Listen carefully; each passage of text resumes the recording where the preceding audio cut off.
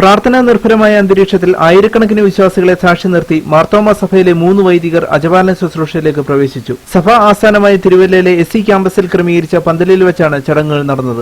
രാവിലെ 7:30 സഭാ അധ്യക്ഷൻ ഡോക്ടർ ജോസഫ് മാർത്തോമയുടെ മുഖ്യ കാർമ്മികത്വത്തിൽ വിശുദ്ധ കുർബാനയോടുകൂടിയാണ് ചടങ്ങുകൾ ആരംഭിച്ചത്. റവറൻ വർഗീസ് മത്തായി മാത്യൂസ് മാർ മക്കാറിയോസ് എന്ന പേരിലും റവറൻ KV വർക്കി, ഗ്രിഗോറിയസ് മാർ സ്തേഫാനോസ് എന്ന പേരിലും reverend Oommen George, Thomas Mar Titus എന്ന പേരിലുമാണ് അഭിഷിക്തരായത്. സ്ഥാനാഭിഷേക ചടങ്ങുകൾക്ക് ശേഷം നടന്ന അനുമോദന സമ്മേളനത്തിൽ സുപ്രീം കോടതി ജസ്റ്റിസ് സിറിയക് ജോസഫ് മുഖ്യാതിഥിയായിരുന്നു. ഡോക്ടർ ഫിലിപ്പോസ് മാർ ക്രിസോസ്റ്റം തിരുമേനി അനുഗ്രഹ പ്രഭാഷണം നടത്തി. മന്ത്രി തിരുവഞ്ചൂർ രാധാകൃഷ്ണൻ, MP-മാരായ PJ കുര്യൻ, ആന്റോ ആന്റണി, ജോസ് കെ മാണി, MLA-മാരായ തോമസ് ചാണ്ടി, ശിവദാസൻ നായർ, മാത്യു ടി തോമസ്, രാജു അബ്രഹാം എന്നിവർ സ്ഥാനാഭിഷേക ചടങ്ങിൽ സന്നിഹിതരായിരുന്നു. ജയ് ഹിന്ദ് ന്യൂസ്, പത്തനംതിട്ട.